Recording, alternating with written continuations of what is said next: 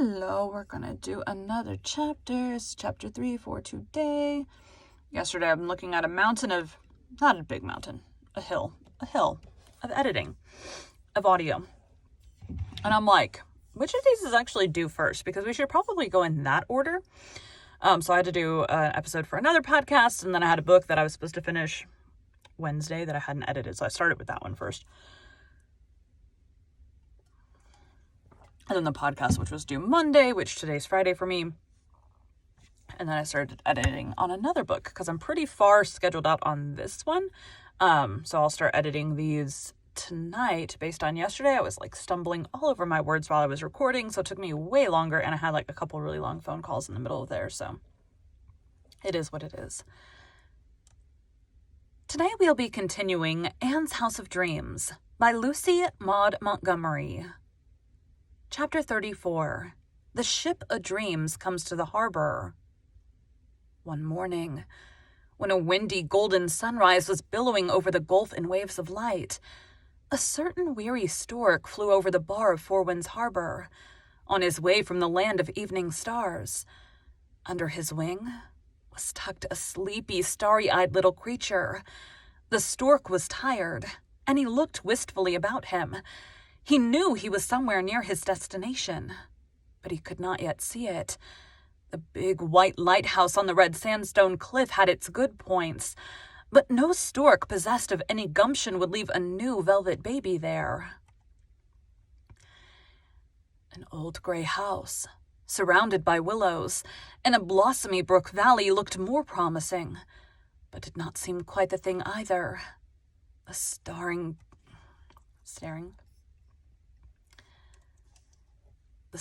green abode further on was manifestly out of the question.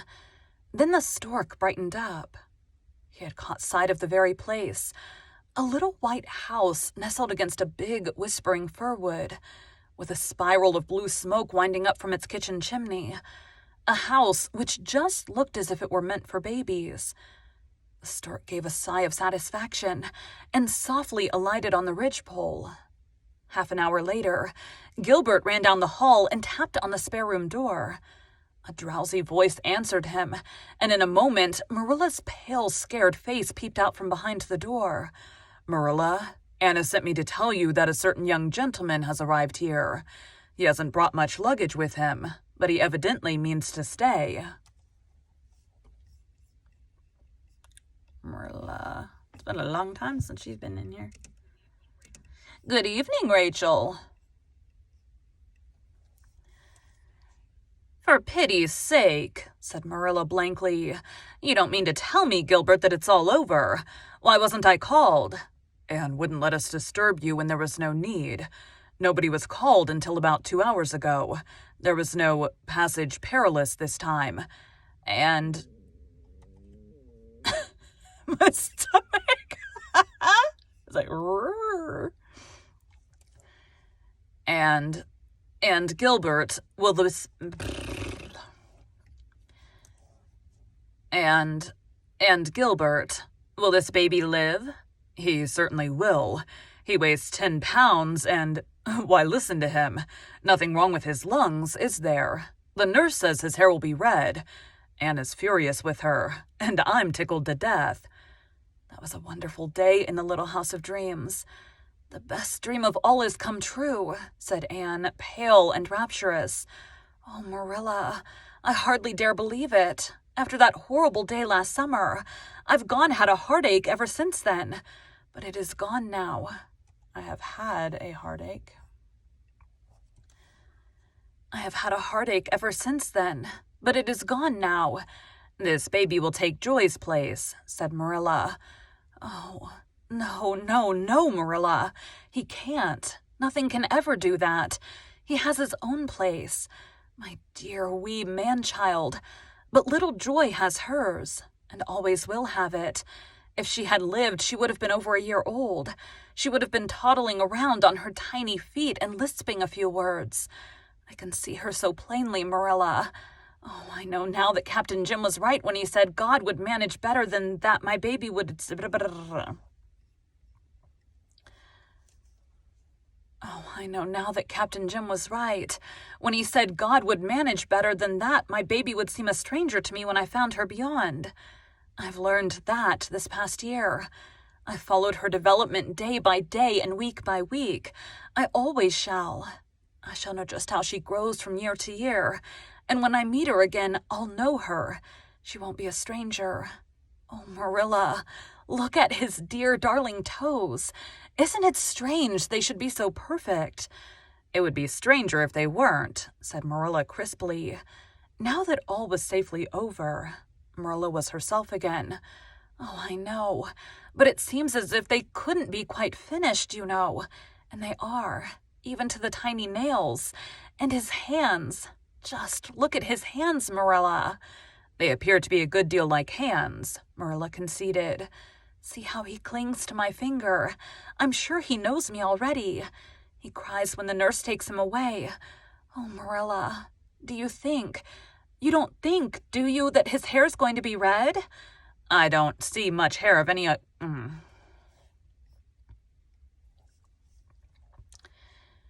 I don't see much hair of any color, said Marilla. I wouldn't worry about it if I were you until it becomes visible.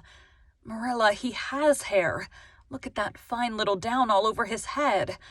Anyway, nurse says his eyes will be hazel, and his forehead is exactly like Gilbert's. Susan.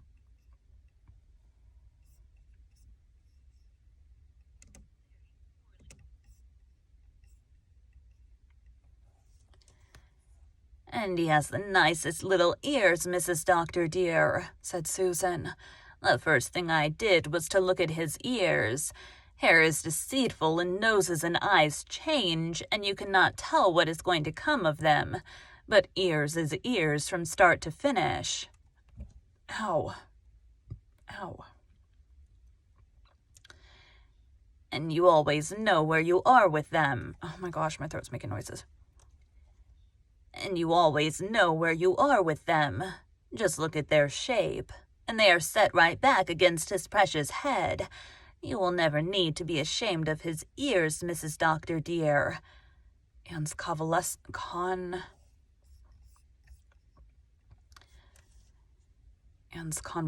was rapid and happy. Folks came and worshipped the baby as people have bowed before the kingship of the newborn since long before the wise men of the East knelt in homage to the royal babe of the Bethlehem manger. Leslie, slowly finding herself amid the new conditions of her life, hovered over it like a beautiful golden-crowned Madonna. Miss Cornelia nursed it as knackily as could any mother in Israel. Captain Jim held the small creature in his big brown hands and gazed tenderly at it, with eyes that saw the children who had never been born to him. "What are you going to call him?" asked Miss Cornelia. "Anne has settled his name," answered Gilbert. "James Matthew, after the two finest gentlemen I've ever known, not even saving your presence," said Anne, with a saucy glance at Gilbert.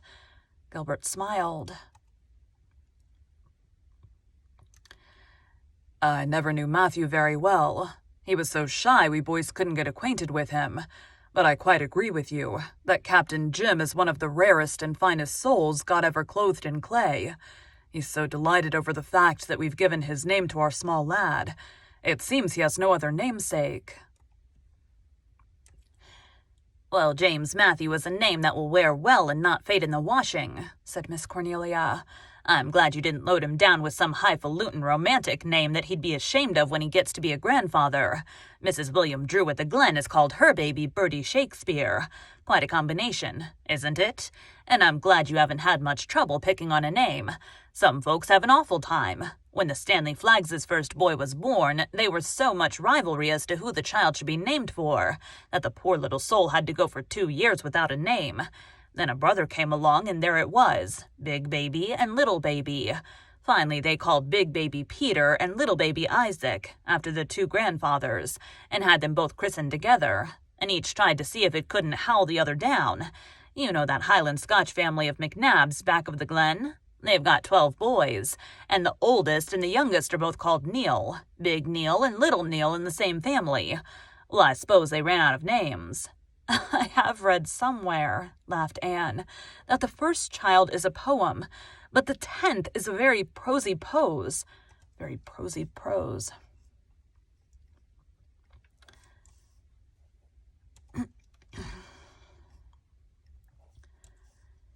But the 10th is very prosy prose. Perhaps Mrs. McNabb thought that the 12th was merely an old tale retold. Well, there's something to be said for large families, said Morse.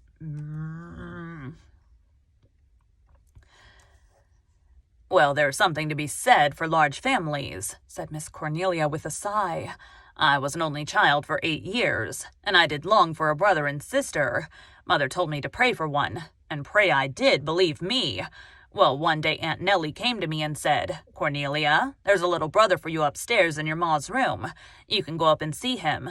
I was so excited and delighted I just flew upstairs, and old Mrs. Flagg lifted up the baby for me to see. Lord, Anne dearie, I never was so disappointed in my life. You see, I'd been praying for a brother 2 years older than myself. How long did it take you to get over your disappointment? Asked Anne amid her laughter. Well, I had a spite at Providence for a good spell, and for weeks I wouldn't even look at the baby. Nobody knew why, for I never told. Then he began to get real cute, and held out his wee hands to me, and I began to get fond of him. But I didn't get really reconciled to him until one day a school chum came to see him and said she thought he was awful small for his age. I just got boiling mad, and I sailed right into her and told her she didn't know a nice baby when she saw one, and ours was the nicest baby in the world. And after that, I just worshipped him. Mother died before he was 3 years old, and I was sister and mother to him both. Poor little lad. He was never strong, and he died when he wasn't much over 20. Seems to me I'd have given anything on earth, Anne dearie, if he'd only lived. Miss Cornelia sighed. Gilbert had gone down, and Leslie, who had been crooning over the small James Matthew in the dormer window, laid him asleep in his basket and went her way.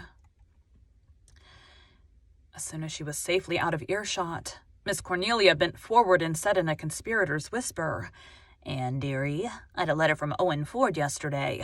He's in Vancouver just now, but he wants to know if I can board him for a month later on. You know what that means. Well, I hope we're doing right. We've nothing to do with it. We couldn't prevent him from coming to Four Winds if he wanted to, said Anne quickly. She did not like the feeling of matchmaking Miss Cornelia's whispers gave her. And then she weakly succumbed herself. Don't let Leslie know if he's... Don't let Leslie know he's coming until he's here, she said. If she found out, I feel sure she would go away at once. She intends to go in the fall anyhow. She told me so the other day. She's going to Montreal to take up nursing and make what she can of her life. Oh, well, Anne dearie, said Miss Cornelia, nodding sagely. That is all as it may be. You and I have done our part, and we must leave the rest to higher hands. Thank you for joining Bite at a Time Books today, while we read a bite of one of your favorite classics. Again, my name is Bree Carlisle, and I hope you come back tomorrow for the next bite of Anne's House of Dreams. And my stomach growls right at the end. Okay. So now I'm going to knock out a couple I think there's like one audition I'm going to do. Because like, I need to get paid. So I'm like, we're just going to like audition for basically anything right now and see if we can't get anything. Thanks, guys.